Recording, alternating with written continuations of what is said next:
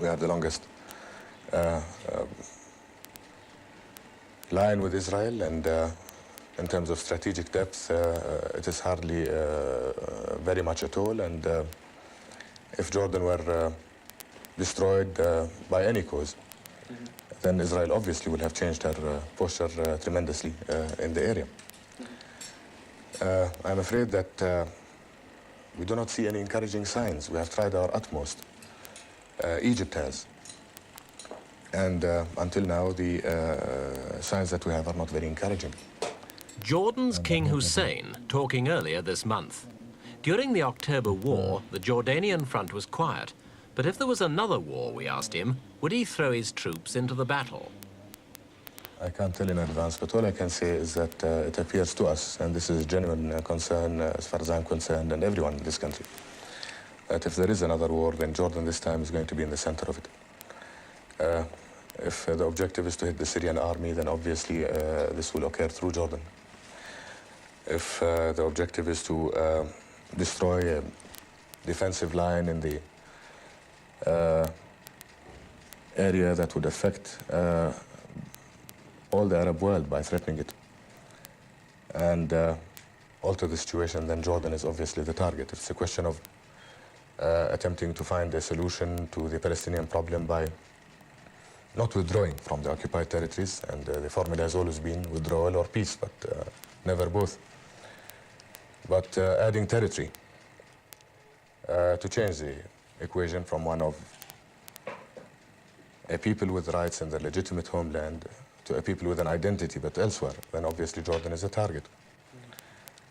And if it is the oil and the threat to it, then Jordan is a target. In the face of all these possibilities, and in the face of the Israeli military buildup and lack of progress towards peace, we really feel quite exposed, and we're bracing ourselves for what may happen to the best of our ability. A few days ago, King Hussein flew to Syria for talks with President Hafez Assad on the development of ties between the two countries and for a review of the diplomatic and political situation in the Middle East.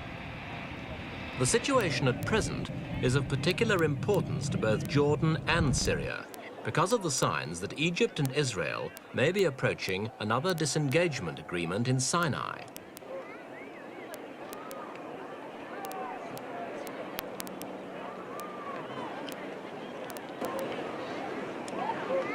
A few years ago, scenes like this would have been almost unimaginable.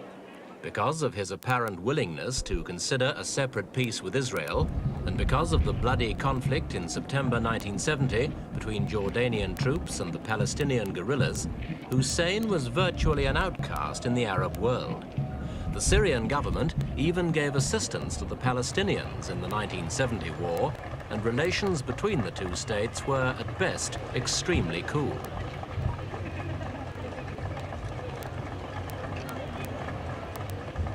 In the past few months, Hussein's been readmitted into the Arab fold, and the Arab Eastern Front against Israel, comprising mainly Jordan and Syria, has been reconstituted. Just over a couple of months ago, President Assad visited Jordan for talks, and the latest visit, at a time when Hussein seems to be re-evaluating his old alliances and alignments, sets a seal on the restoration of friendly ties. We asked the king how he would assess the state of relations now, and whether there was any possibility of a joint military command being formed between the two countries.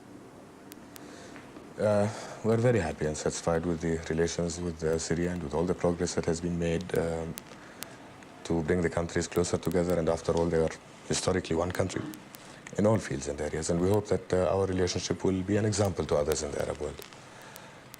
We are taking measured steps to ensure that we have no reversals and that we meet our objectives. There has been no military command up to now. There is a threat to both countries, which is obvious to us. There will probably be attempts at coordinating our efforts in the face of any possible threat to defend our two countries, should we be faced by aggression. During the October War, the town of Quneitra on the Syrian Golan Heights was a focal point of the fighting, and Jordanian troops played a valuable supporting role for the Syrians.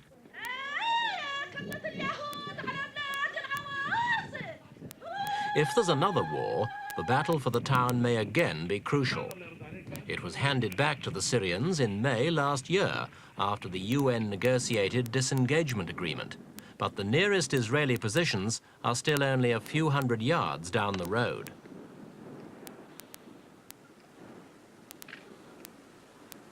Besides Syria and Jordan, there's another key component of the Arab Eastern Front, the Palestinians, who for years have been bitterly hostile to Hussein. At last year's Arab summit in Rabat, the Palestine Liberation Organization won support for its claim to represent the people of the Israeli-occupied West Bank, formerly under Jordanian rule. Syria's played an active role in trying to reconcile the two sides, and we asked Hussein what relations were like now. I believe that the issue between us and the PLO ended at Rabat. There was a Jordanian position up to that moment to try to achieve Israeli withdrawal from territories occupied in the June 67 war, the West Bank, and the Arab part of the city of Jerusalem. And then for the people of Palestine to decide what their future should be under international auspices. Rabat placed the PLO as the sole representative of the people of Palestine, and that ended the problem between us and the PLO. It's not correct that there should have been negotiations or any direct talks aimed at any point. There was an agreement to coordinate between confrontation states and the PLO. And we are willing to coordinate with anybody who's willing to coordinate with us, but it is not something that we are responsible for, really. And whenever the PLO is thinking in terms of cooperating with us we're giving them all the support that we can, internationally and in every other sphere. Then we are willing to see what could be done. The new friendship with Syria and the hope of better relations with the PLO signify a hardening of Jordan's line. It's partly because of Hussein's fears, shared by both President Assad and the Palestinians, that Egypt and Israel are about to sign a new Sinai disengagement agreement that will leave them out in the cold. It may also be partly due to the fact that the United States has balked at supplying a new air defense system to Jordan. At stake is the Hawk missile, which Jordan wants and Israel already has. The American Congress has threatened to block the deal, or at least to reduce the number of missiles sold. We asked the king if he'd accept this. We will definitely not accept any cuts, not by one single missile, of the required number of advanced Hawks that were agreed to be the bare minimum required to defend our skies against any incursion. And we feel obviously threatened, and we hope that the deal will go through.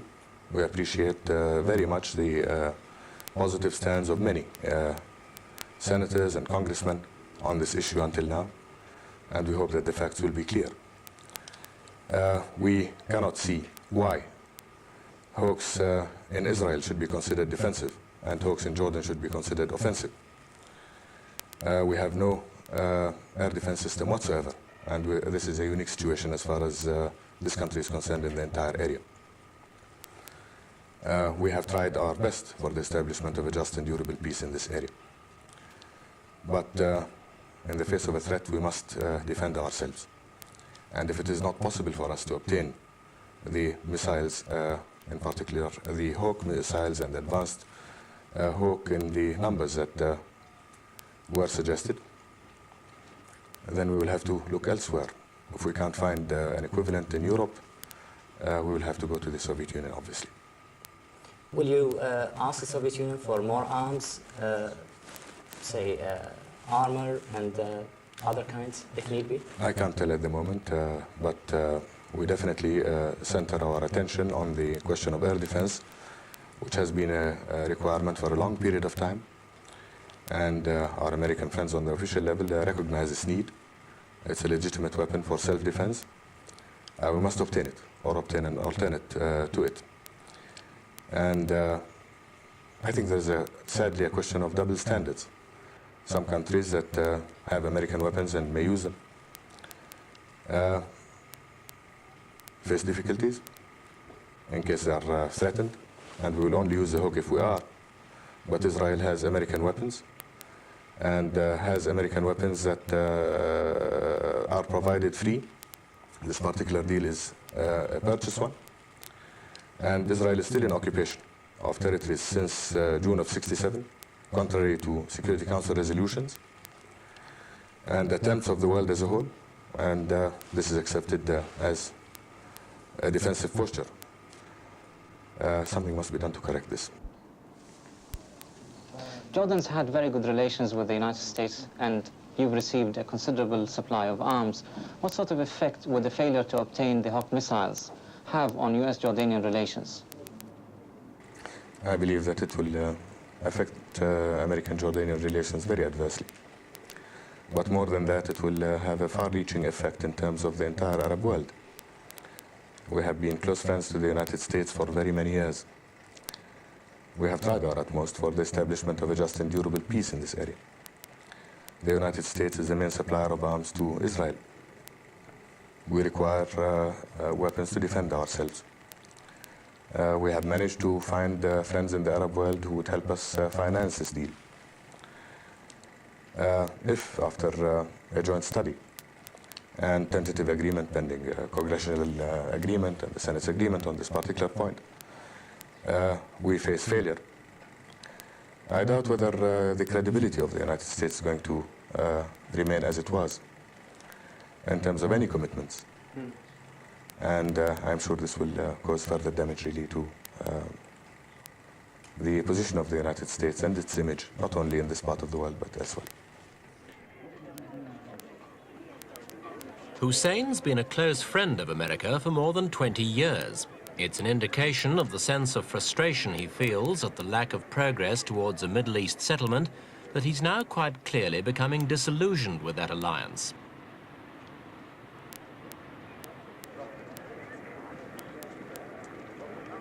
With Jordan's strategic position, the re-equipping of her army, and her reintegration into the Arab fold, the king is once again a key factor in the regional balance of power. But he himself is just one man, though a head of state, and he's only just escaped many attempts on his life. We asked him finally what would happen to Jordan were a future attempt to succeed.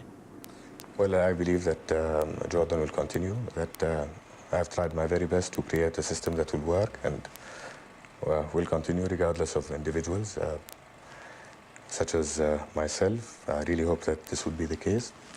I've never worried about dangers to myself, because if I started worrying, I wouldn't be able to assume my responsibilities. I believe in God. I believe that if I'm destined to die at any moment, then that is it.